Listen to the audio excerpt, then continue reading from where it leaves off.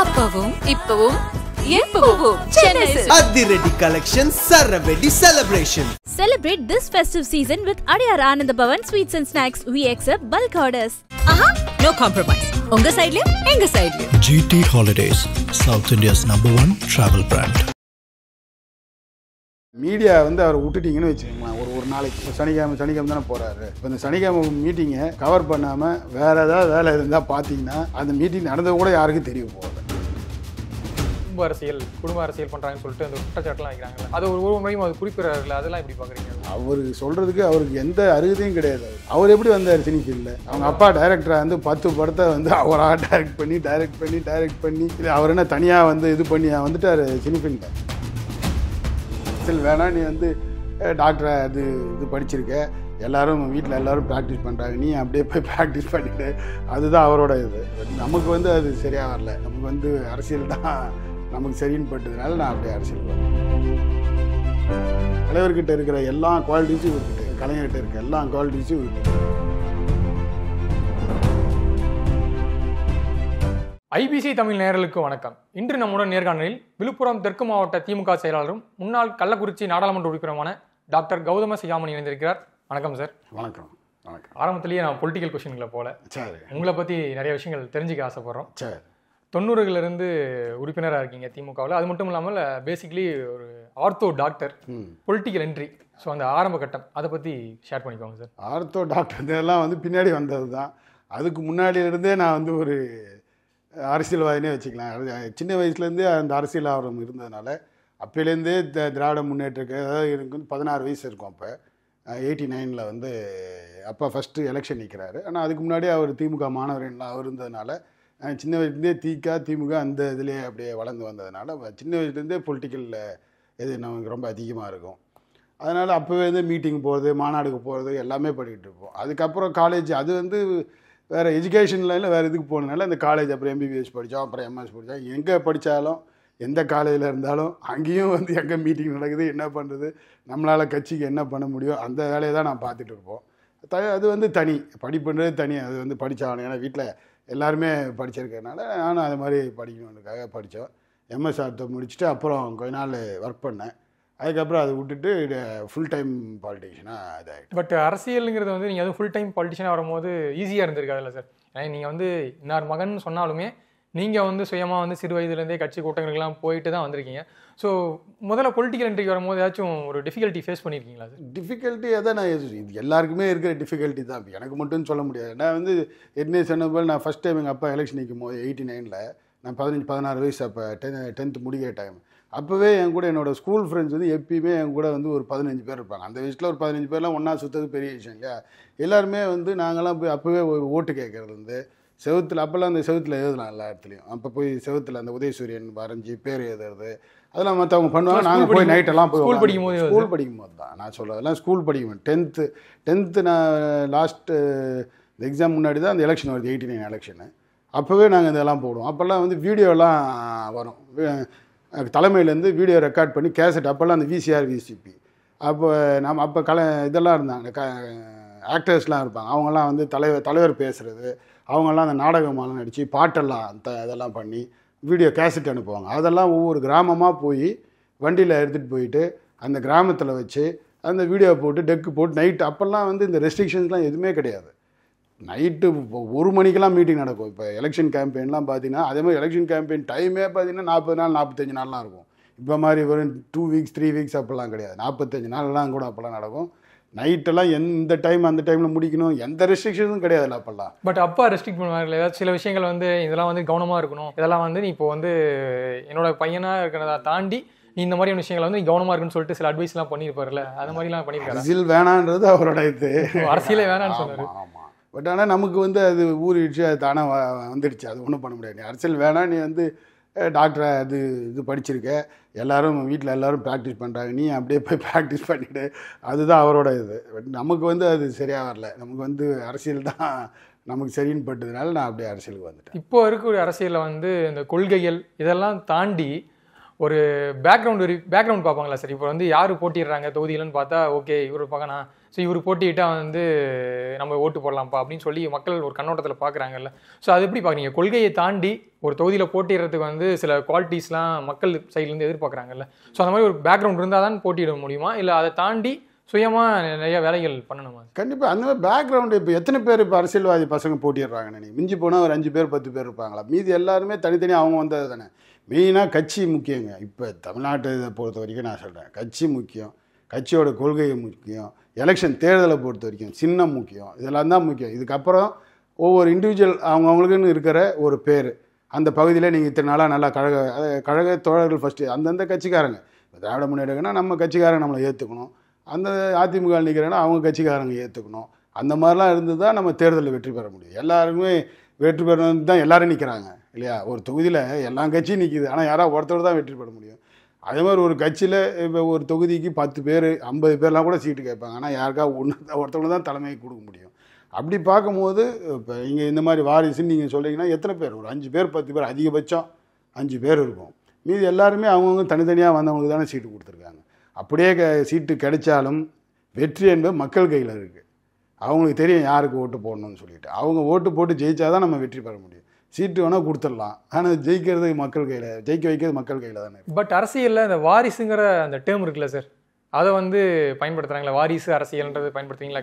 சமீபத்தில் வந்து நீங்கள் இந்த எஸ்டிபிஐ கட்சியோடைய அந்த விருது வழங்கும் விழாவில் கூட பேசியிருந்தீங்க.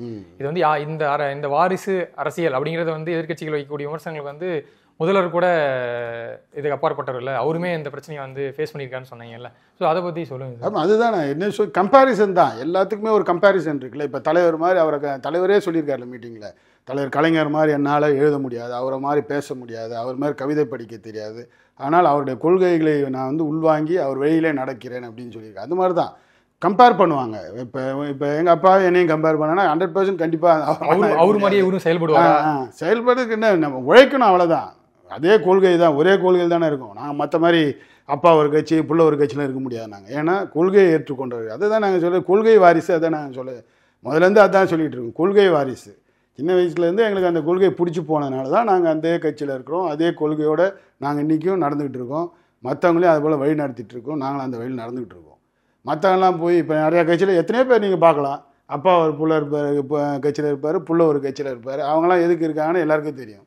அவங்கெல்லாம் வந்து சுயநலவாதத்துக்காக அவங்களுக்கு ஏதாவது அதில் போனால் அங்கே கிடைக்குமா, இங்கே போனால் அது கிடைக்குமான்னு எதாவது இருப்பாங்க. அது எங்களை பொறுத்த வரைக்கும் அந்த மாதிரி கிடையாது. திராவிட முன்னேற்ற கழகத்தில் இது மாதிரி அப்பா பிள்ளைலாம் ஒரே இருக்காங்கன்னா கொள்கை வாரிசாக தான் எல்லாரும் கட்சி. இது வரைக்கும் நாங்கள் வந்து உங்களை பொது வழியில் பார்த்தது வந்து கட்சி மீட்டிங்க்கு வருவீங்க, நிர்வாகிகள் கூட்டம், அதை தாண்டி நாடாளுமன்ற உறுப்பினராக இருக்கும்போது பிரச்சாரம், தொகுதியில் போய் பார்வையிடுறது, இந்த மாதிரி தான் நாங்கள் வந்து செய்திகளில் பார்க்கும்போது உங்களை அப்படி தான் பார்த்துருக்கோம். ஆனால் அதை தாண்டி வெளியே சொல்லாமல் நிறைய சோசியல் வெல்ஃபேர் ஆக்டிவிட்டீஸ்லாம் மேற்கொண்டுருக்கீங்க. அதை பற்றி சொல்லுங்க சார். ஏன்னா இப்போ எஸ்டிபிஐ கட்சி மாநாட்டில் வந்து அன்னை தெரசா விருது கொடுத்துருக்காங்க. ஸோ அதை பற்றி சொல்லுங்கள். ஏன்னா இதெல்லாம் வந்து ஒரு கட்சி நிகழ்வுகள், அதை தாண்டி ஒரு நாடாளுமன்ற உறுப்பினராக மக்கள் வேலைகளை வந்து நம்ம வெளியே காட்டிக்கிறோம். ஆனால் இந்த வேலையெல்லாம் நீங்கள் வெளியே காட்டாமே செஞ்சுட்டீங்களா? அதுக்கு என்ன காரணம்? இல்லை, அது எல்லாமே சின்ன வயசுலேருந்து நம்ம பார்க்குறோம். இப்போ நம்ம சின்ன வயசுலேருந்து எங்கள் வீட்டுக்கு எத்தனை பேர் வருவாங்க உதவி கேட்டு. இப்போ எல்லாருக்கும் நம்மளால் கண்டிப்பாக பண்ண முடியாது இல்லையா? எத்தனை பேருக்கு நம்மளால் பண்ண முடியும்? அதுக்கு நமக்கு பவர் இருந்ததுன்னா நம்ம பண்ணலாம் கண்டிப்பாக. இப்போ எம்எல்ஏவாக இருக்கும், எம்பியாக இருக்கும்னா ஒரு லெட்டர் கொடுக்கலாம், அவங்களுக்கு தேவையான உதவிகள்லாம் செஞ்சு கொடுக்க சொல்லலாம். பவர் இல்லாதப்போ ஒன்றும் பண்ண முடியாது. நம்மளால் பர்சனலாக பண்ணணுன்னாலும் அதுக்கும் ஒரு லிமிட் இருக்கும் எல்லாருக்கும். இப்போ சில பேர் வந்து எனக்கு வந்து ஒரு மெடிக்கல் காலேஜில் சீட்டு கிடச்சிருக்கு, இப்போ பார்த்தீங்க நீட் வந்த ஏதாவது ப்ரைவேட் மெடிக்கல் காலேஜில் இதில் கிடச்சிருக்குன்னு சொல்லுவாங்க, ஏதாவது கோட்டாவில், மேனேஜ்மெண்ட் கோட்டாவில் 10 லட்ச ரூபா ஃபீஸ் கட்டணும்னு சொல்லுவாங்க. அது கட்ட முடியுமா? இப்போ ஒருத்தருக்கு அந்த மாதிரி 10 பேருக்கு நம்மளால் கட்ட முடியுமா? முடியாது. எது வந்து நியாயமாக, இப்போ ஸ்கூல் ஃபீஸ் கண்டிப்பாக படிக்கிறதுக்கான உதவிகள் அது கண்டிப்பாக நம்ம பண்ண போகிறோம். அது மாதிரி சின்ன சின்ன உதவிகள் நம்ம எப்பயுமே பண்ணிக்கிட்டே தான் இருப்போம். அதுதான் நான் ஏற்கனவே சொன்னது போல், அது வெளியில் சொல்லி நம்ம பண்ண வேண்டிய தேவையில்லை, நம்மளாக தான் பண்ணிகிட்டு இருப்போம். இப்போ வந்து அவங்க எப்படி அந்த எஸ்டிபி அதை பார்த்தாங்கன்னு தெரியல. அதை வந்து எனக்கு அவங்க அது ஒரு எடுத்துக்கிட்டு எனக்கு வந்து ஒரு விருது கொடுத்தாங்க. அது எனக்கே நம்ப முடியல. அவங்க இது மாதிரி எனக்கு ஃபோன் பண்ணி இந்த மாதிரி சொல்லி உங்களை நாங்கள் வந்து செலக்ட் பண்ணியிருக்கோன்னு சொல்லும்போது எனக்கே ஆச்சரியமாக இருந்துச்சு. நான் நிறையா நிகழ்ச்சி நடத்தியிருக்கேன், நிறைய பேருக்கு நான் இந்த மாதிரி விருதெல்லாம் கொடுத்துருக்கோம். இப்போ நமக்கு ஏதோ விருது கொடுக்குறாங்க அப்படின்றது வந்து ஒரு அதிசயமாக இருந்துச்சு. சரி, அவங்க அதே மாதிரி எஸ்டிபியையும் அந்த கொரோனா டைமில் மிகப்பெரிய இந்த கோவிட் டைமில் ரொம்ப பெரிய பணியாற்றியிருக்காங்க, அதெல்லாம் தெரியும். அதனால சரி நானும் அதில் அக்செப்ட் பண்ணிட்டு அதுக்காக நான் போய் அந்த ஃபங்க்ஷனில் கலந்துக்கிட்டேன். நான் பட் ப்ராக்டிக்கலாக சொல்கிறீங்க, ஒருத்தர் 10 லட்சம் கேட்டு வந்தாங்கனாலும் நம்மளால வந்து அதை 10 பேர் கேட்டாங்கன்னா நம்மளால பண்ண முடியாது. பட் நம்மளால ஈன்ற கண்டிப்பாக பண்ணிட்டு ஸ்கூல் ஃபீஸு ஒரு 10,000 ரூபா கட்டணும் அப்படின்னா சரி அவனை படிக்க வைக்கிறீங்க பண்ணலாம். நீங்கள் 10 லட்ச ரூபா ஒரே ஆளுக்கு வந்து நம்ம MBBS கட்டுன்னா நம்மளால முடியாது இல்லை, எல்லாராலையும் முடியாது. அதுக்கு தனி இதுதான் பண்ணி ஆகணும். அவங்க லோன் போகணும். அதுதான் நம்மளால் என்ன பண்ண முடியுமோ அதை பண்ணுறோம். இப்போ நம்ம வந்து எல்லாத்தையும் இதை நம்ம வெளில சொல்லணும்னு தேவையில்லை இல்லை. ஆனால் இது நம்ம பண்ணுறது இது தெரிஞ்சு இன்னொரு 4 பேர் அவங்களுக்கு ஹெல்ப் பண்ணுவாங்கிறதுக்காக தான். ஒரே ஒரு உதாரணம் வந்துட்டு நான் இதை சொல்கிறது என்னென்னா, ஒரு வாட்டி உங்கள் தொகுதி ஸ்டாலின் சொல்லி தேர்தலுக்கு முன்னாடி 2021 தேர்தலுக்கு முன்னாடி 2020 தலைவர் வந்து எல்லா தொகுதிக்கும் வருவார். எல்லா மாவட்டத்திலும் தொகுதிக்கு வந்து ஒரு பெரிய பெரிய நிகழ்ச்சி நடத்தினார். அப்போ வந்து உளுந்தூர்பேட்டை தொகுதியில் அது மாதிரி ஒரு கூட்டம், பெரிய கூட்டம். அது உளுந்தூர்பேட்டை என் தொகுதி கிடையாது, ஆனால் கள்ளக்குறிச்சி மாவட்டம். நான் கள்ளக்குறிச்சி MP ஆனதுனால அந்த கூட்டத்தில் நான் கலந்துட்டு இருக்கும்போது அந்த இது வச்சுருந்தாங்க இல்லையா, பெட்டி வச்சு அந்த மனு வாங்கி 100 நாளில் அதை இது பண்ணி தரணும். அப்போ வந்து ஒரு 4-5 பேரை பேச சொன்னாங்க. அப்போ ஒரு அம்மா எழுந்துச்சு பேசினாங்க. இது மாதிரி அவங்க வந்து கோவிடில் வந்து அவங்க ஹஸ்பண்ட் இறந்துட்டார். அவர் ஒரு வாலிபால் கோச்சாக இருந்தார், இறந்துட்டார். இப்போ 2 பெண் பிள்ளைகள் 2 பேரும் படிச்சுட்டு இருக்காங்க காலேஜில். ஒரு தனியார் கல்லூரியில் தான் படிச்சுட்டு இருக்காங்க. ஒருத்தவங்க வந்து B.Pharm படிக்கிறாங்க, இன்னொருத்தவங்க ஃபிசியோதெரப்பி ஏதோ படிக்கிறாங்க. 2 பேருக்குமே லட்சக்கணக்கில் ஃபீஸ் கட்ட வேண்டியிருக்கு. ஆனால் செகண்ட் இயர் கிட்ட வந்துட்டாங்க, இன்னும் 2 வருஷம் இருக்குது, எப்படியா முடிக்கணும் அவங்க. ஆனால் ஹஸ்பண்ட் இறந்துட்டாங்க, எங்களால் எதுவுமே பண்ண முடியாது. உடனே நான் தான் ஃப்ரெண்டில் உட்காந்துருந்தேன். இந்த கேட்ட உடனே நான் உடனே ஒரு சீட்டு எழுதி கொடுத்தேன் தலைவர்கிட்ட போகிறதுக்காக.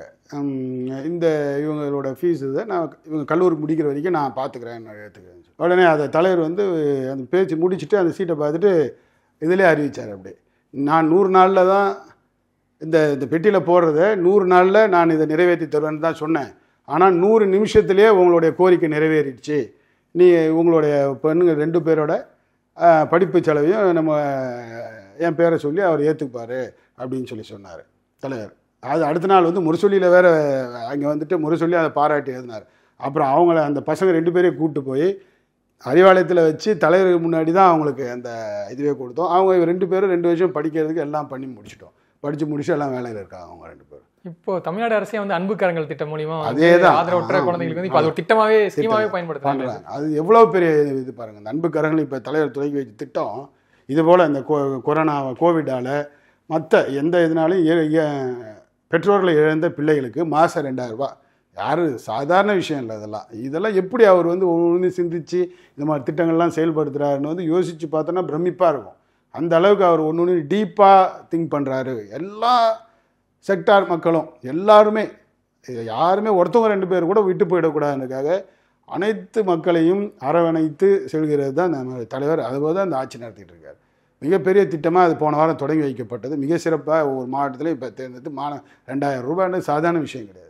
அவர்களுக்கு கண்டிப்பாக அவருடைய அதெல்லாம் எதுக்காகனா அவங்க கல்வியில் மேம்பட்டால் தான் அவங்களோட வாழ்க்கை தரம். அதுக்கப்புறம் அவங்களே பார்த்துக்க போகிறாங்க அவங்களோட வாழ்க்கை. அதுதான் மிக முக்கியமான ஒரு திட்டம். அது என்ன எதிர்கட்சிகள்லாம் எப்படி விமர்சிச்சாலும் அந்த 2000 ரூபாங்கிறது அவங்களுக்கு வந்து மாதம் கிடைக்கும் போது அது ஒரு நம்மளுக்கு ஆனால் ஒரு சாதாரணமாக தெரியல. ஆனால் அவங்களுக்கு வந்து ஒரு பெரிய ரொம்ப சார் 1000 ரூபாவே பெரிய விஷயம் தான் சார். இன்றைக்கி மற்றவங்களை எதிர்பார்க்காம இப்போ நீங்கள் இதே புதுமை பெண் திட்டமாக இருந்தாலும் தமிழ் புது திட்டமாக இருந்தாலும் காலேஜ் படிக்கிற பசங்களுக்கு மாதம் 1000 ரூபா. இப்போ அவங்க என்ன பண்ணுவாங்க? இப்போ இந்த 1000 ரூபாய் இல்லாட்டி அவங்க அப்பா அம்மா கிட்ட தானே கேட்கணும். அவங்க அப்பா அம்மா கிட்ட பாக்கெட் இப்போ நாங்கள் காலேஜ் போகும்போது நாங்கள் PG படி வரைக்கும் எங்கள் அப்பா அம்மாட்ட தான் காசு வாங்கிட்டு போயிட்டு இருந்தோம். அது மாதிரி தானே இப்போ அவங்களும் எல்லாம் அதை கிராமத்தில் ஒரு விவசாய கூலியாக இருக்கிறவர் அவர் வந்து ஒரு பையனுக்கே மாதம் 1000 ரூபா 2000 ரூபா செலவு பண்ண முடியுமா? அவரால் பண்ண முடியாது. இப்போ ஆட்டோமேட்டிக்காக 1000 ரூபா அப்படியே பேங்க் அவங்க அக்கௌண்ட்டில் போய் போகுது.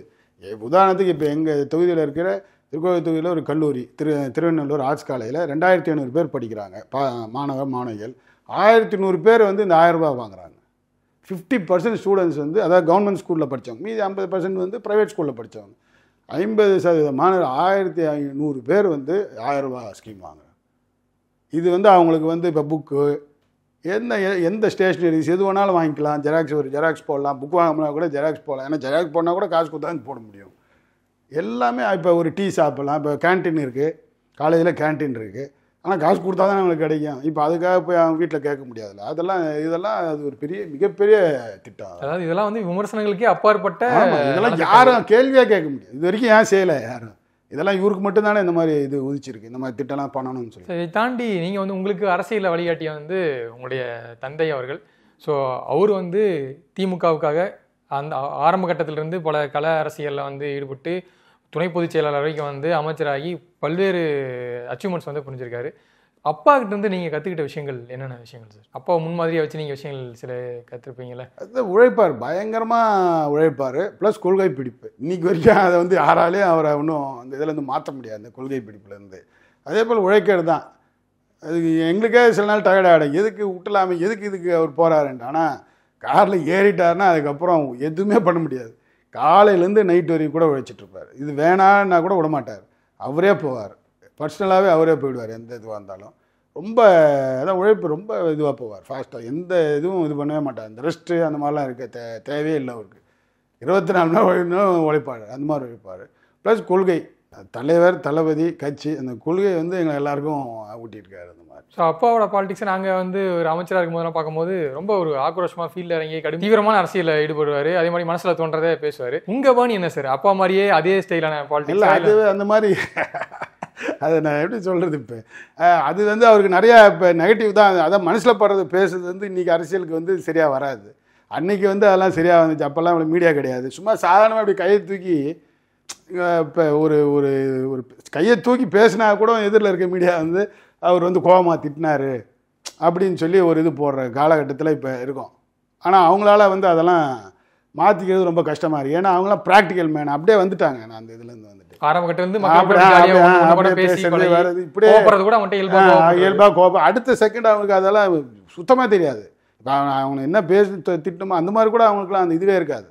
உடனடியாக அவங்க வந்து அவங்க நல்லதான் செய்வாங்க. யாருமே யாருக்கும் கெடுதலே செய்ய மாட்டாங்க. அதெல்லாம் நான் பார்த்ததுனால இப்போ நான் என்ன பண்ணேன், எல்லாத்தையும் கொஞ்சம் அடக்கிட்டு நம்ம வேற மாதிரி நம்ம அமைதியாக இருக்கணும். நம்ம இந்த லெவலில் ஜென்ரேஷன் பாலிடிக்ஸ். ஆமாம் ஆமாம். ஸோ உங்களுக்கு நிறைய அடையாளங்கள் இருக்குது சார். அதாவது என்ன சொல்கிறேன்னா, விழுப்புரம் தெற்கு மாவட்ட இப்போ திமுக செயலாளராக இருக்கீங்க, ஒரு முன்னாள் நாடாளுமன்ற உறுப்பினர், முன்னாள் அமைச்சர் பொன்முடி அவருடைய மகன், திமுகவுடைய ஒரு அடிப்படை தொண்டன், இந்த மாதிரி நிறைய அடையாளங்கள் இருந்தால் நீங்கள் எதை முன்னிலைப்படுத்தி இதை வந்து ப்ரொஜெக்ட் பண்ணிக்குவீங்க உங்களை? கண்டிப்பாக தொண்டன்றது தான் ரொம்ப முக்கியமான விஷயம். தொண்டனாக இருந்தால் தான் இதெல்லாம் கிடைக்கும். அதுக்கப்புறம் தான் மற்றதெல்லாம் வேற என்ன இருக்கு சொல்லுங்க. ஃபர்ஸ்ட் தொண்டன், அதுதான் முக்கியம். தொண்டனாக இருந்து அந்த கொள்கை உணர்வோடு இருந்தால் தான் மற்ற எதுவாக இருந்தாலும், எம்பியாக இருந்தாலும் சரி, மாவட்ட செயலாளராக இருந்தாலும், எதுவாக இருந்தாலும் சரி, அதுக்கப்புறம் தான் அதெல்லாம். ஃபர்ஸ்ட் தொண்டன் தான் முக்கியம். அப்பா வந்து ஒரு ப்ரொஃபஸராக இருந்திருக்காரு, நீங்களும் வந்து எம்பிபிஎஸ்லாம் முடிச்சுட்டு கொஞ்ச காலம் காலேஜில் அசிஸ்டன்ட் ப்ரொஃபஸராக இருந்திருக்கீங்க. ஸோ அந்த காலகட்டங்கள்லாம் எப்படி சார் இருக்கும்? ஆனால் அப்பயும் வந்து நீங்கள் பாலிடிக்ஸ்லாம் போயிட்டு, ஆனால் காலேஜுக்கு வந்து நீங்களும் ஒரு அசிஸ்டன்ட் ப்ரொஃபஸர், அப்பா ப்ரொஃபஸர், நீங்கள் ஒரு அசிஸ்டன்ட் ப்ரொஃபஸராக இருந்தீங்க. சொல்லுங்கள் சார், அந்த ஜேர்னியை பற்றி சொல்லுங்கள் சார். அது வந்து இப்போ பிஜி முடித்தோடனே வந்து கொஞ்ச நாள் ஒர்க் பண்ணணும்னு சொல்லி அப்புறம் 2 காலேஜில் வந்து ஒரு 10 மாதம் கிட்ட அசிஸ்டன்ட் ப்ரொஃபஸராக ஆர்த்தோடிப்பேன் ஒர்க் பண்ணேன். ஒர்க் பண்ணால் அப்பயும் இப்போ வந்து இப்போ ஆஃப்லாம் கிடைக்கல, அப்போல்லாம் விழுப்புரம் போயிடுவேன். கட்சி நிகழ்ச்சி அது இது இருந்தாலும் நான் அது மாதிரி கட்சி நிகழ்ச்சி நான் போயிட்டு அது கட்சி நிகழ்ச்சியில் கலந்துகிட்டு இருப்பேன். மற்ற டைமில் இந்த ஒரு 9 மாதம் வந்து அசிஸ்டன்ட் ப்ரொஃபஸராக ஒர்க் பண்ணிட்டு இருந்தேன். அதுக்கப்புறம் அது நமக்கு சரியாக வராது. நம்ம வந்து ஃபுல் அண்ட் ஃபுல் நம்ம கட்சி வேலை தான் பார்க்கணும். அதனால அந்த இந்த மருத்துவத்துறையை விட்டுட்டு நேரடியாக முழு நேர அரசியல்வாதியாக நான் மாறிட்டேன் அந்த இதில். அதுக்கப்புறம் முழு நேர அரசியல் தான் சார். அந்த காலகட்டங்கள்லாம் வந்து கலைஞர் அவர்கள் விழுப்புரம் பகுதியில் வந்து பிரச்சாரம் மேற்கொண்டாருன்னா, பிரச்சார பயணங்கள்லாம் வந்தாருன்னா வந்து, இப்போ பொன்முடி வீட்டுக்கு வண்டி விடுப்பா, அங்கே போய் சாப்பிடலாம் அப்படின்ட்டு சொல்லியிருக்காரு. அதே போல் இப்போது முதல்வர் ஸ்டாலின் அவர்கள் ஒரு மேடையில் பேசும்போது சொல்லியிருக்காரு, கலைஞர் அவர்கள் குறிப்பிடும் போதே ஆழ்கடலில் நான் கண்டெடுத்த நன்முத்து பொன்முடி அப்படின்றதுலாம் வந்து கலைஞர் வந்து பொன்முடியை பற்றி சொல்லியிருக்காரு. அந்த அளவுக்கு ஒரு தீவிர விசுவாசமாக கட்சிக்காக செயல்பட்டுருன்னு சொல்லியிருக்காரு. கலைஞர் அவர்கள் அப்போ உங்கள் வீட்டுக்குலாம் வரும்போது நீங்கள் அப்போ வந்து சின்ன பையனாக இருப்பீங்க, உங்களுக்கு அந்த மெமரிஸ்லாம் இருக்குல்ல சார்? கலைஞர்களோட ஒரு பழக்கம், அவர் வந்து ஏதாச்சும் அட்வைஸ் பண்ணியிருப்பார், பேசினது, அதை பற்றி அதை ஷேர் பண்ணிக்கோங்களேன். ஆமாம், தலைவர் வந்து இப்போ நீங்கள் சொன்ன மாதிரி தான். இப்போ இந்த பக்கம் இந்த அப்போ சவுத் ஆர்காடு இருந்துச்சு, 89லேருந்துலாம் சவுத் ஆர்காடு, 91 அப்புறம் தான். இந்த பக்கம் எங்கே கிராஸ் பண்ணாலும், சென்னையிலேருந்து தாண்டி, செங்கல்பட்டு தாண்டி, விழுப்புரம் அப்படியே வேறு எங்கே போனாலும், திருச்சியோ எந்த பக்கம் போனாலும், அதில் வந்து என்னென்னா நிறைய முறை வந்து அவர் ட்ரெயினில் தான், தலைவர் வந்து ட்ரெயினில் போகிறது தான் அவருக்கு ரொம்ப பிடிக்கும். தலைவர் கலைஞருக்கு வந்து மேக்ஸிமம் ட்ரெயினில் போவார், ரொம்ப ரேராக தான் காரில் வருவார். அது எப்படி காரில் போனாலும் சரி, ட்ரெயினில் போனாலும். இங்கே நம்ம விரால் மீன் குழம்பு அவருக்கு ரொம்ப பிடிக்கும். ஆமாம், தயால் பாட்டி வந்து எங்கள் அம்மாவுக்கு சொல்லி கொடுத்துப்பான். அப்போ இந்த மாதிரி தலைவர் இதுதான் தலைவர், அந்த மாதிரி அவங்க செஞ்சு ஆரம்பித்து தலைவருக்கு ரொம்ப பிடிக்கும் அது.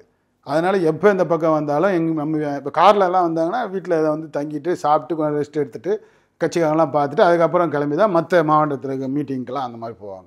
ட்ரெயினில் வந்தாங்கன்னா சாப்பாடு எடுத்துகிட்டு ட்ரெயினில் போய் கொடுத்துருவோம். அவர் அப்படியே ட்ரெயினில் சாப்பிட்டு அப்படியே அப்போ அப்படியே அவர் கூட தான் எப்படின்னு ட்ரெயினில் போவாங்க. சாப்பிட்டுட்டு போவாங்க. இது வந்து யூஸ்வலாக நடக்கிறது. இது வந்து சின்ன வயசுலேருந்து நாங்கள் 89 90லேருந்து நாங்கள் அப்படியே பார்த்துட்டு இருந்தோம். கூப்பிட்டு பேசியிருக்காரு சார், என்ன பண்ணிட்டு இருக்காரு? பேசுவார். என்ன மாதிரி அட்வைஸ் இல்லை, ரொம்ப நாங்கள் வந்து என்னென்னா அவரை வந்து ஒரு பெரிய இதுவாக நாங்கள் பார்ப்போம். தாத்தா, அது தாத்தா மாதிரி தான், தாத்தான்னு தான் கூப்பிடுவோம், கலைஞர் தாத்தான்னு. அதனால் வந்து அவர் ஒரு இதுவாக தான் அப்போ தூரத்துலேருந்து அப்படியே பார்த்தே நாங்கள் அவரை ரசிப்போம். ரொம்ப கேஷுவலாக இருப்பார். அந்த அவரோட ஸ்டைலு, அந்த மேனேஜ்லாம் ரொம்ப பிடிக்கும். அதெல்லாம் நம்ம தூரத்துலேருந்து பார்த்துக்கிட்டே இருக்கணும் போல இருக்கும் அப்படியே. அதுக்கப்புறம் பார்த்தீங்கன்னா இப்போ திமுக தலைவர் முதலமைச்சர் மு.க. ஸ்டாலின் அவர்களும் அப்பாவும் அவங்களுக்கு இடையான ஒரு நட்பு. ஏன்னா அதுக்கப்புறம் அடுத்த ஜென்ரேஷன் வரும்போது இவங்க வந்து ஒன்றா பயணிக்கிறது, பிரச்சாரம் இருக்கிறது. இதுக்கு அடுத்த ஜென்ரேஷனாகவும் தொடர்ந்துட்டு இருக்கு. நீங்களும் துணை முதல்வர் உதயநிதி ஸ்டாலினும் என்ன சொல்கிறது, ஒரு தாய் வயிற்றில் பிறக்கலினாலும் நாங்கள் வந்து ஒரு பிரதர்ஸ் மாதிரின்னு சொல்லியிருக்கீங்க. சொல்லுங்கள் சார், இந்த நட்பு வாழையடி வாழையாக வந்து தொடருது இல்லை, அதை பற்றி சொல்லுங்கள். அவங்களுக்கு உண்டான என்ன சொல்கிறது, உங்களுக்கு உண்டான அந்த நட்பு ரீதியிலான விஷயங்களை பற்றி ஷேர் பண்ணிக்கோங்க. தளபதி வந்து அதே மாதிரி தான். இப்போ 89ல் ஃபஸ்ட்டு எங்கள் அப்பா அந்த எலெக்ஷன் முடிஞ்சு இதாக வந்ததுலேருந்து அவங்க அப்போ ஆரம்பித்த அந்த நட்பு. அப்புறம் நாங்களும் அதே மாதிரி சின்ன வயசுலேருந்து நாங்கள்லாம் ஒன்றா அந்த கிரிக்கெட் விளையாடுறது, ஷட்டில் விளையாடுறது எல்லாம் நானே, என் தம்பி, இவர் டெப்டி சிஎம், அவர் மகேஷ், அன்பில் மகேஷ், எல்லாருமே அப்போ வந்து ஒன்றா இங்கே வேளச்சேரியில் இருந்தாங்க. அப்போ தலைவர் வந்து இங்கே மேயராக இருந்து வேளச்சேரியில் இருக்கும்போது நாங்களாம் அப்போ ஒன்றா கிரிக்கெட் விளையாடுவோம். அப்புறம் எனக்கு 2002 ஜானில் மேரேஜ் ஆச்சு, அவருக்கு ஃபெப்ரவரியில் மேரேஜ் ஆச்சு. அதுக்கப்புறம் நிறைய டின்னர்லாம் போவோம். அது மாதிரி நிறைய இந்த நிகழ்ச்சிகள் போகிறது, இந்த ஃபேமிலி இது மாதிரி எல்லாம் ஃபங்க்ஷன்ஸு, பர்த்டேஸு எல்லாமே அப்போ ஒன்றா அப்போ நிறையா அந்த இதில் கலந்துப்போம் எல்லோரும். அதாவது எல்லாருமே வந்து அந்த காலத்துலேருந்து ஃப்ரெண்ட்ஸாகவும் இருந்திருக்கீங்க. அதே மாதிரி எல்லாருமே வந்து கட்சி அப்புறம் வந்து பண்ணிட்டு இருக்கீங்க. அவருடைய டெப்டி சிஎம்முடைய வளர்ச்சி எப்படி சார் பார்க்குறீங்க? ஏன்னா வந்து ஒரு எம்எல்ஏ ஆனார், அடுத்து வந்து ஒரு அமைச்சர் ஆனாங்க, இப்போ வந்து டெப்டி சிஎம்மாக இருக்காரு. சொல்லுங்கள் சார், அவருடைய அந்த ஜேர்னி, அவருடைய, ஏன்னா நீங்கள் வந்து ஒரு நண்பராக இருந்து இன்றைக்கி வந்து அவர் ஒரு உயரத்துக்கு போயிருக்காரு. இல்லை, அப்போவே எங்களுக்குலாம் தெரியும் அவர் கண்டிப்பாக அரசியலுக்கு தான் வந்தே ஆகணும், வேறு வழியே கிடையாது. ஏன்னா அப்போலேருந்து அவரோட பேச்சு, அவரோட அந்த மேனரிசம் அதெல்லாமே வந்து அரசியலுக்கு வந்து கண்டிப்பாக வருவாருன்னு எங்களுக்கு தெரியும். ஏன்னா வேறு வழி கிடையாது. ஏன்னா அவர் வந்து பாண்ட் லீடர். எங்களை பொறுத்த வரைக்கும் அவர் ஒரு பாண்ட் லீடர் தான். அந்த அளவுக்கு அவருக்கு திறமை இருக்கிறது. நாங்கள்லாம் வந்து இந்த 2019 இப்போ நான்லாம் எலெக்ஷன் நிற்கும் போது, எம்பி எலெக்ஷனுக்கு சீட்டு கொடுத்து இது பண்ணும்போது அவரோட பிரச்சாரம்லாம் வந்து மிகப்பெரிய எழுச்சியாக இருந்துச்சு. ஒவ்வொரு தொகுதியிலையும் அப்படி ஒரு எழுச்சியான பிரச்சாரம். அதனால தான் நாங்களாம் மிகப்பெரிய நான் வந்து ஒரு 4 லட்சம் வாக்கில், அப்போ 3,99,900 வாக்கு, 4 லட்சம் வாக்கில் அப்போ வெற்றி பெற்றால் அதுக்கு முக்கிய காரணம் அவராக இருந்தார். அப்போ ஒரு பிரச்சாரத்தில் வந்து பேசுகிறாரு அவர். நான் பக்கத்தில் நான் வேட்பாளரில் இப்படி கை எடுத்து கூப்பிட்டுட்டு இருக்கேன், அவர் பிரச்சாரத்தில் பேசிகிட்டு இருக்காரு. அப்போ அவருக்கு வந்து ஃபுல்லாக பயங்கர ஸ்வெட் ஆகுது. நான் இப்படி பார்த்துட்டு நிற்க முடியாதுல்ல, ஒரு இது எடுத்து இப்படி துடைக்கிறேன். அவர் பேசிகிட்டு இருக்காரு, நான் சும்மா கட்சி பெருத்து இப்படி துடைச்சேன். அவர் உடனே அப்படியே அந்த இதை பேசுகிறாரு. பாருங்கள், என்னையே இப்படி பார்த்துக்கிறாரு, வேறு விடாமல் தொகுதி இவர் வெற்றி பெற்றால் தொகுதி மக்களெல்லாம் எப்படி பார்த்துக்குப்பாருன்னு பாருங்கள் அப்படின்னு சொன்னார். பாருங்க, அப்படி ஒரு கைத்தட்டு மக்கள்கிட்ட. இதெல்லாம் யாருக்காக வருமா? அந்த ப்ரெசன்ஸ் ஆஃப் மைண்ட் இருக்கு பாருங்க, அதெல்லாம் அவர் இருக்கிற மாதிரி யாருக்குமே வராது. அதனால தான் சொல்ல அவர் ஒரு பாண்ட் லீடர். தலைவர்கிட்ட இருக்கிற எல்லா குவாலிட்டிஸும் இவர்கிட்ட இருக்குது, கலைஞர்கிட்ட இருக்க எல்லா குவாலிட்டிஸும் இவர்கிட்ட இருக்குது. சார் அந்த காலகட்டங்களில் வந்து நீங்கள் நட்பாக இருந்தீங்களா சார்? அப்போ நடிகர் விஷால் வந்து டெப்டி சிஎம் பற்றி குறிப்பிட்டிருப்பார். நான் ஒரு டைம் வண்டியில் போயிட்டு இருக்கும்போது போலீஸ் பிடிச்சிட்டாங்க, சொல்லு தாத்தா அப்பாவை பற்றி சொல்லுன்னா சொல்லவே மாட்டேன்ட்டாரு, இல்லைன்னு சொல்லிட்டு அமைதியாகவே இருந்தாருன்ட்டு. ஸோ அந்த காலத்து மெமரிஸ் ஏதாச்சும் இருந்தால் சொல்லிங்க சார், காலேஜ் டேஸ் இல்லை அந்த மாதிரி. நீங்கள் வந்து இல்லை, நான் வேறு காலேஜில், நான் மெடிக்கல் காலேஜ், அவங்களாம் இங்கே விஷால் அவங்களாம் வந்து கிளாஸ்மேட்ஸ். ஓகே, லயலா காலேஜில் அவங்களாம் கிளாஸ்மேட். விஷால்லாம் நாங்கள் எல்லோரும் தான் ஒன்றா தான் கிரிக்கெட் விளையாடுவோம். அதுக்கப்புறம் அவங்க வந்து ஸ்னோ பவுலிங் சொல்லி அந்த இதெல்லாம் வச்சுருந்தாங்க, அதெல்லாம் அங்கே போய் விளையாடுவோம். அப்போல்லாம் அவங்களாம் ரொம்ப க்ளோஸ் ஃப்ரெண்ட்ஸ் இந்த காலேஜ் செட்டுன்றதுனால. அதுதான் நான் சொல்கிறேன்னே, அவர் வந்து எங்கேயும் வெளியில் வந்து அவர் அப்போல்லாம் காமிச்சிக்கவே மாட்டார், எங்கேயுமே காமிச்சிக்க மாட்டார். அவர் அவ்வளோ எளிமையான ஒரு அப்போலேருந்தே ரொம்ப எளிமையாக இருப்பார். யார்கிட்டையும் அந்த ஒரு தலைவரோட பேரன், தளபதியோட பையன் அப்படின்ற மாதிரி எந்த ஒரு இதுவுமே இருக்காது. அவ்வளோ டவுன் டு எர்த்தாக இருப்பார் அவர் எல்லாத்தையும். சார் ஆரம்ப கட்டத்தில் அப்பா வந்து அரசியல் ஈடுபடும்போது திராவிட மேடைகளில் போயிட்டு நிறையா பேசுவார். அவர் வந்து ஒரு ப்ரொஃபஸர், அதுலேருந்து ஒரு சேலரி வரும், ஆனால் அதையும் வந்து கட்சிக்காகவே செலவிட்டுருவார். ஸோ அப்பா வருவார், இந்த மாதிரியான அவர் வந்து ஃபுல் அண்ட் ஃபுல் வந்து கட்சி நடவடிக்கையிலே வந்து ஃபோக்கஸ் பண்ணியிருப்பார். உங்களுக்கு அப்பா கூட அந்த சைல்ட்ஹுட்டில் ஒரு மெமரிஸ் இருக்குங்களா சார்? இவர் வந்து எங்கள் ப்ரொஃபஸராக இருக்கார், செலவு பண்ணுற சம்பாதிக்கிற காசை கட்சிக்கு கொடுத்துட்றாரு. ஸோ ஆரம்ப கட்டத்தில் வந்து நம்மளுக்கு அந்த மாதிரியான ஒரு வசதி வாய்ப்புகள்லாம் இருக்காது. அந்த ஆரம்ப கட்டத்திலாம் எப்படி நீங்கள்? இல்லை, எங்களெல்லாம் நல்லா தான் பார்த்துட்டேன். அதில் எங்கள் வீட்டில் எல்லாமே ஜாயின்ட் ஃபேமிலி. நாங்கள் இப்போ எங்கள் அப்பா ஃபஸ்ட்டு அவர் வந்து ப்ரொஃபஸராக இருந்தார். அடுத்த சித்தப்பா அவர் அக்ரிகல்ச்சர் பார்த்துட்டாரு. அடுத்த சித்தப்பா டாக்டர், அவர் எம்எஸ் ஜென்ரல் சர்ஜன் முடிச்சுட்டு அப்போ யூராலஜிஸ்ட். அவர் சித்தி டாக்டர். அந்த மாதிரி அடுத்த சித்தப்பா எல்லாருமே டாக்டர்ஸ். இந்த மாதிரி தான் எல்லாருமே ஒரே ஜாயின்ட் ஃபேமிலியாக தான் இருந்தோம். அதனால் அந்த இதுவே தெரியாது, டிஃப்ரென்ஸே தெரியாது எதுக்குமே. அவர் வந்து அப்பா வந்து எப்பயுமே இப்போ வாதியார் அது முடிச்சிட்டாருன்னா மீட்டிங் அது இப்படியே தான் பாதி நாள் இருக்க மாட்டார், மீட்டிங் அது இப்படியே தான் இருந்தார். அப்பயுமே ஸ்பெண்ட் பண்ணுவார். ஆனால் நாங்கள் அவ்வளோவா பேசுவோம். எங்கள் அப்பா வந்து எங்கள் வீட்டிலே வந்து எல்லாருமே வேறு லெவலில் வச்சுருப்பாங்க. அப்பையிலேருந்தே அவர் ப்ரொஃபஸராக இருக்கும்போது கூட யாருமே அவர்கிட்ட போய் யாரும் அவர்கிட்ட போய் பேச மாட்டாங்க, யாரும் அவர்கிட்ட போய் எதுவுமே கேட்க மாட்டாங்க. எல்லாம் எங்கள் அம்மா கிட்ட தான் யாராக இருந்தாலும், நீங்களும் எல்லாரும் யாராக இருந்தாலும். எங்கள் சித்தப்பாங்க கூட அப்பாவோட தம்பிங்க கூட யாருமே எங்கள் அப்பாட்ட போய் பேச மாட்டாங்க. எல்லாருமே அப்போலேருந்தே அவர் மேலே ஒரு பயம் கலந்த மரியாதையோடு தான் இருப்பாங்க. அவர் ப்ரொஃபஸராக இருக்கும் போதுலேருந்து. எங்கள் தாத்தா பாட்டியே எங்கள் அப்பாவுக்கு பயப்படுவாங்க. அப்பப்போ உங்கள் எஜுகேஷன் பற்றி கேட்குறது, என்ன படிக்கிற, என்ன மார்க்கு, இதெல்லாம் அதெல்லாம் கேட்பார். ஆனால் ரொம்ப ஸ்ட்ரிக்ட்டு கிடையாது. ஆனால் நாங்களே அதை பயந்துன்னு இருப்போம் அவர்கிட்ட. அப்படியே மிரட்டுவாங்க, அப்பாட்ட சொல்லிவிடுவோம் அப்படின்னா எல்லோரும் அப்படியே ஆஃப் ஆகிடும். அந்த மாதிரி தான். பட் ஆனால் அவர் ஒன்றும் எங்களை வந்து ரொம்ப ஸ்ட்ரிக்டாலாம் எந்த இதுவுமே பண்ண மாட்டாங்க. கடந்த கால அந்த அனுபவங்கள்லாம் வந்து ஷேர் பண்ணிட்டீங்க. இப்போ வந்து நம்ம நடப்பு அரசியல் காலத்துக்கு வருவோம். தேர்தல் நெருங்கிட்டு இருக்கு. இங்கே நிறையா கட்சிகள் வந்து போட்டிடுறாங்க. ஒரு பக்கம் வந்து திமுக கூட்டணி, இன்னொரு பக்கம் அதிமுக தலைமையிலான என்டிஏ கூட்டணி, இன்னொரு பக்கம் சீமான், புதிதாக களம் காணக்கூடிய விஜய் அவர்கள் ஆரம்ப கட்டத்திலே வந்து அட்டாக் பண்ணுறதே வந்து திராவிட முன்னேற்ற கழகத்தை தான் வந்து அட்டாக் பண்ணுறாரு, எங்களுடைய அரசியல் எதிரின்னு குறிப்பிட்டு அட்டாக் பண்ணுறாரு. அதை தாண்டி அவருக்கு வந்து ஒரு இளைஞர்கள் கூட்டம் வந்து தன்னெழுச்சியாக கூடுது அப்படின்றத வந்து பார்க்க முடியுது. சொல்லுங்கள் சார், விஜய் அவர்களுடைய அந்த அரசியல் வருகை, திமுகவை தாக்கி பேசுறது, இதெல்லாம் நீங்கள் எப்படி பார்க்குறீங்க? இது எப்படி பார்க்குறேன்னா அவரோட முதிர்ச்சியின்மையை தான் நான் பார்க்குறேன். முதிர்ச்சி அவருக்கு மட்டும் இல்லை, அந்த கட்சியில் யாருக்குமே முதிர்ச்சி இல்லை.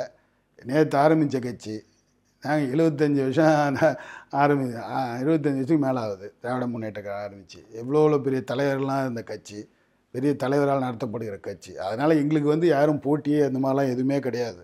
அது இப்போ இருக்கிற தேர்தல் காலத்தை பார்த்தீங்கன்னா உங்களுக்கே தெரியும், எங்களுக்கு போட்டின்றதே யாரும் கிடையாது. ஏன்னா நாங்கள் களத்தில் இருக்கிறோம், தினமும் களத்தில் வேலை செய்து கொண்டிருக்கிறோம்.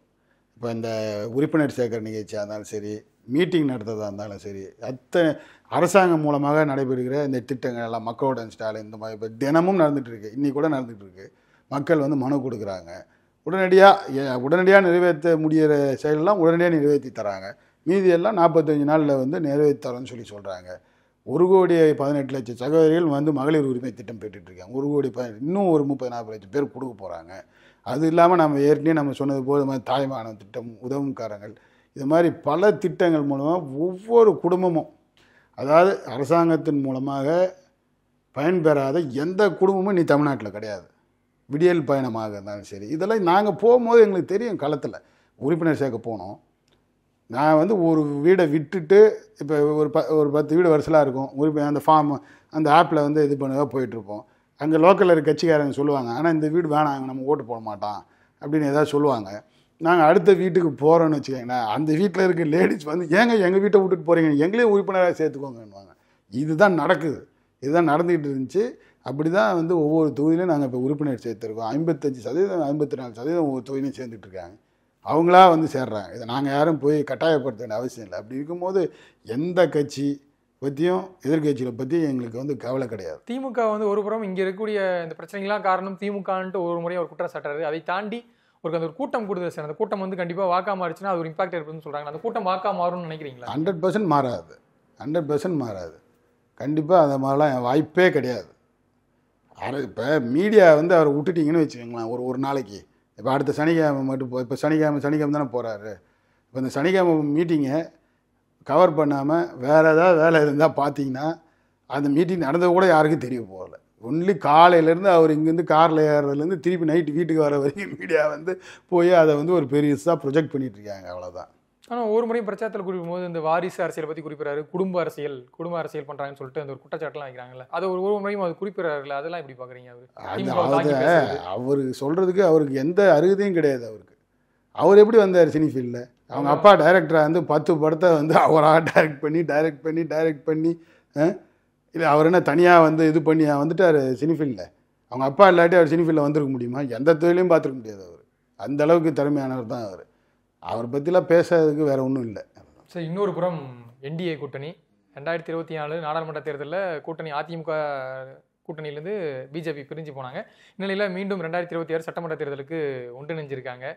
சொல்லுங்கள் சார், அவங்களுக்கான அந்த வெற்றி வாய்ப்பு எப்படி இருக்குது? ஏன்னா பலமான கூட்டணின்னு சொல்கிறாங்க. 2021 அதே கூட்டணி தானே இருந்துச்சு, 19 இருந்துச்சு, 21 இருந்துச்சு. அதே கூட்டணி தானே எங்ககிட்ட தோத்துச்சு இல்லையா? இப்போ 2024 பிரிஞ்சாங்க.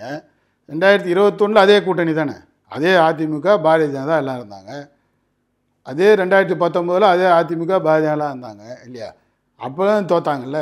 இப்போ அதை விட இன்னும் மோசமாக தோக்க போகிறாங்க. ஏன்னா இன்றைக்கி உங்களுக்கு தெரியும் அதிமுக எந்த நிலைமையில் இருக்குன்றது உங்களுக்கு தெரியும். எத்தனை அதிமுக இருக்குன்றது அதிமுகங்களுக்கே தெரியாது. அவங்க எந்த கோஷ்டியில் இருக்கிறாங்கன்னு அவங்களுக்கே தெரியுமான்னு தெரியல. டெய்லி புதுசாக ஒருத்தர் ஒரு கோஷ்டி ஆரம்பிக்கிறாரு, நேராக இங்கேருந்து ஃப்ளைட்டில் டெல்லிக்கு போகிறாரு. அங்கே போய் அவங்களோட அகில இந்திய பொதுச் செயலாளரை பார்க்குறாங்க. அமித்ஷா, அதிமுக அகில இந்திய பொதுச் செயலாளர் இப்போ அமித்ஷா தானே, அவரை போய் பார்க்குறாங்க, திருப்பி வராங்க. இப்படி இதே தான் நடந்துகிட்டு இருக்கு. ஸோ அவங்களாம் எங்களுக்கு எப்படி போட்டின்னு அவங்க நினச்சிட்டு இருக்காங்க. ஸோ ஒருவேளை இந்த அதிமுக சொல்கிறீங்களா பல்வேறு அணிகளை பிரிஞ்சு கிடக்கிறாங்கன்ட்டு, இவங்கெல்லாம் வந்து ஒன்றிணைஞ்சாங்கன்னா அப்போ ஒரு தாக்கத்தை ஏற்படுத்துவாங்க. ஏன்னா வந்து வாக்குகள் வந்து இப்போ அவங்க தோல்வி காரணம் இந்த அணிகளாக பிரிஞ்சிருக்கிறது. ஒருவேளை வந்து அந்த அணிகள்லாம் ஒன்றிணைச்சிட்டாங்கன்னா இப்போ டிடிவி தினகரன், ஓபிஎஸ், சசிகலா. நீங்கள் தான் டெய்லி பேட்டி பார்க்குறீங்களேங்க. டிடிவி பேட்டி பார்க்குறீங்க, ஓபிஎஸ் பேட்டி பார்க்குறீங்க. டிடிவி சொல்லியிருக்காருல நேற்று கூட, எடப்பாடி பழனிசாமி முதல்வராக இருந்தால் கண்டிப்பாக அந்த கூட்டணி வெற்றியே பெறாது, அந்த கூட்டணி நாங்கள் போக மாட்டேன்ட்டார். ஓபிஎஸ் இன்னி கூட சொல்லியிருக்காரு. ஏதோ சிவி சண்முகம் வந்து நாங்கன்னா சிவி சண்முகம் வீட்டில் போய் நிற்கிறோம் கூட்டணி சேர்க்க சொல்லின்னு சொல்லியிருக்காரு. அதனால் அதெல்லாம் ஒன்றிணைக்கு வாய்ப்பே இல்லை. அவங்க ஒன்றாக வந்தாலும் சரி, தனித்தனியாக வந்தாலும் சரி, எங்களுக்கு அதை பற்றி கவலை இல்லை. ஏன்னா மக்கள் முழுவதும் தளபதி நம்புகிறாங்க. அதனால் அந்த வெற்றி பற்றி எங்களுக்கு எந்த கவலையும் இல்லை. ஸோ கம்பேரிட்டிவ்லி 2021 சட்டமன்ற தேர்தலேருந்து 2026 தேர்தல் திமுகவுக்கு ஒரு டஃப்பான எலெக்ஷனாக இருக்கும்னு நினைக்கிறீங்களா, இல்லை ஈஸியான எலெக்ஷனாக இருக்கும்னு நினைக்கிறீங்களா? கண்டிப்பாக ஈஸியான எலெக்ஷனாக தான் இருக்கும். ஈஸியான எலெக்ஷனாக தான் இருக்கும். ஆனால் நாங்கள் வந்து எதையும் ஈஸியாக விட மாட்டோம். என் தலைவர் விட மாட்டார். அதனால தான் எங்கள் வந்து எல்லாரையும் அவர் ஏற்கனவே சொன்னது போல் அவரும் தூங்க மாட்டார், உங்களையும் தூங்க விட மாட்டேன்னு சொல்லியிருக்காரு. எங்களை எல்லாரையும் கட்சிக்காரங்களாம் அதே போல் தான் நாங்கள்லாம் இன்றைக்கி அதுக்காக தான் உழைச்சிட்ருக்கோம். கண்டிப்பாக மிகப்பெரிய வெற்றியை வந்து பெறும் திராவிட முன்னேற்ற கழகம். 2வது முறையாக தளபதி வந்து முதலமைச்சர் ஆவார். அதில் யாராலையும் இதை தடுக்க முடியாது. சார், இப்போது கௌதம சிகாமணி அவர்களை வந்து நாங்கள் நாடாளுமன்ற உறுப்பினராக பார்த்தாச்சு. அடுத்து சட்டமன்ற தேர்தல் வரப்போகுது 2026.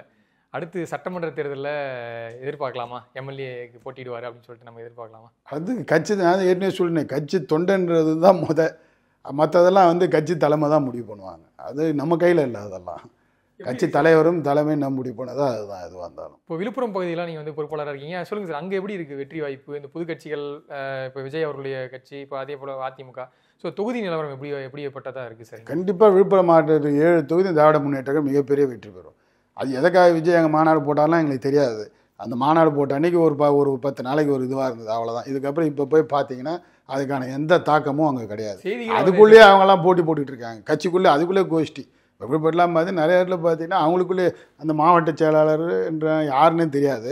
நகர செயலாளருக்கு மாவட்ட செயலாளருக்கு சண்டை, அவருக்கு இவருக்கு சண்டை. இப்போ அவங்களே அதுக்குள்ளே இன்னும் வந்து ஒரு எலெக்ஷனில் கூட நிற்கல, ஒரு கவுன்சிலர் கூட யாரும் கிடையாது. ஆனால் அதுக்குள்ளே பார்த்தீங்கன்னா அவ்வளோ அங்கே சண்டைலாம். கண்டிப்பாக சார், நேரம் ஒதுக்கி நிறைய தகவல்களை பகிர்ந்துட்டீங்க. கண்டிப்பாக நம்ம தேர்தலுக்கு பிறகு நீங்கள் டைம் கொடுங்க, கண்டிப்பாக பேசுவோம். கண்டிப்பாக நேரத்துக்கு நன்றி சார். நன்றி, ரொம்ப நன்றி. அப்பவும் இப்பவும் எப்பவும் சென்னை அதிரடி கலெக்ஷன் சரவெடி celebration. Celebrate this festive season with Adiyar Anand Bhavan Sweets and Snacks. We accept bulk orders. No compromise. உங்க சைடுலயும் எங்க சைடுலயும். GT Holidays, South India's #1 travel brand.